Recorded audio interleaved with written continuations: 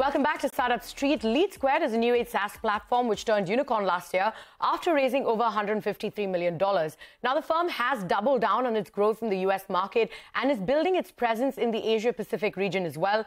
LeadSquared provides end-to-end sales, marketing and onboarding automation solutions. We put the company's co-founder, Nilesh Patel, on the hot seat to find out more about the company's growth plans and the road to profitability. Nilesh, thank you so much for joining us on the show today. Now, LeadSquared turned unicorn last year. Talk to us about what the journey has been like since then, especially with the SaaS market only getting more competitive. Talk to us about your growth. How are you building in India for the world? So I think the market is growing, that much I can tell you. Since our footprint outside India was not that big, so it is only growth for us in that segment.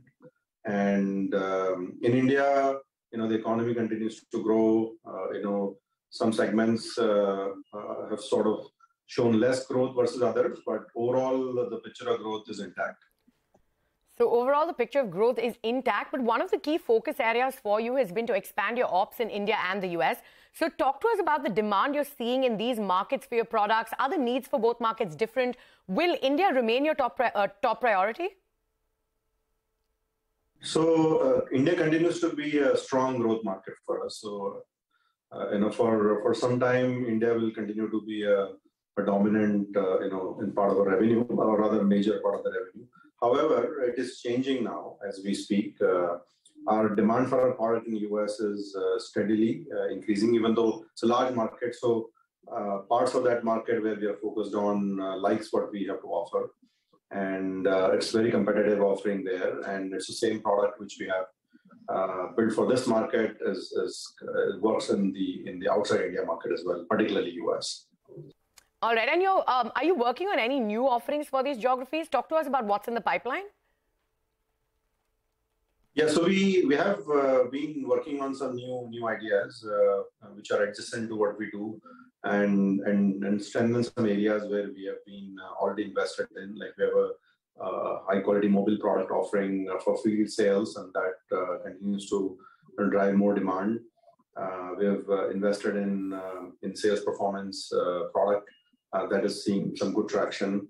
We're also looking to build service side of the product, and that's again something which is on the plan, which we are building. And then as we expand our product and our business, one of the areas where we are proactive about is basically making our product more relevant to the verticals we serve. And in that area, we're making a product expansion in those areas to be more relevant to those verticals. All right, and let's talk numbers then. In FY22, your revenues doubled, but you also saw your losses widen. When do you hope to hit profitability? What are the revenue targets for this year? So the goals for us is going to be high double-digit growth. We continue to be bullish there.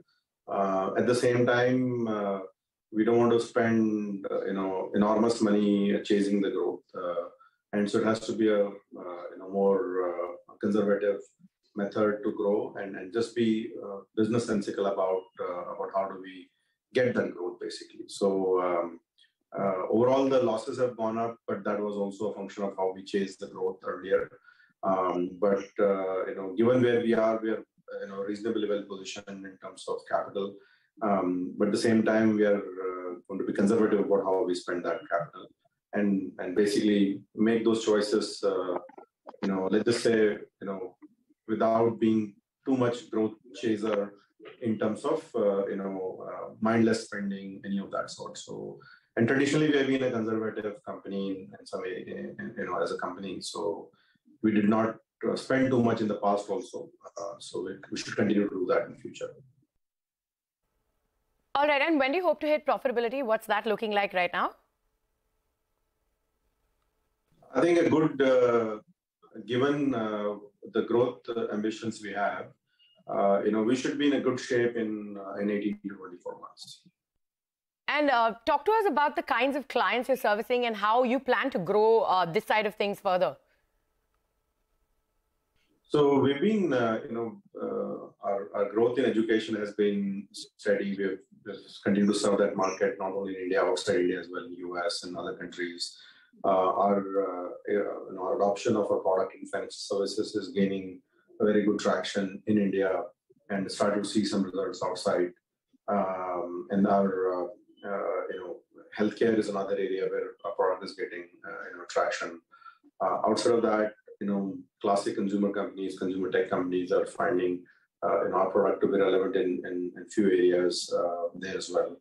And generally, broader technology adoption in the category we serve, CRM and associated categories, growing in India and outside in mid market, and we are seeing enough more opportunities to present our offerings there. All right, Nilesh, thank you so much for joining us on Startup Street today.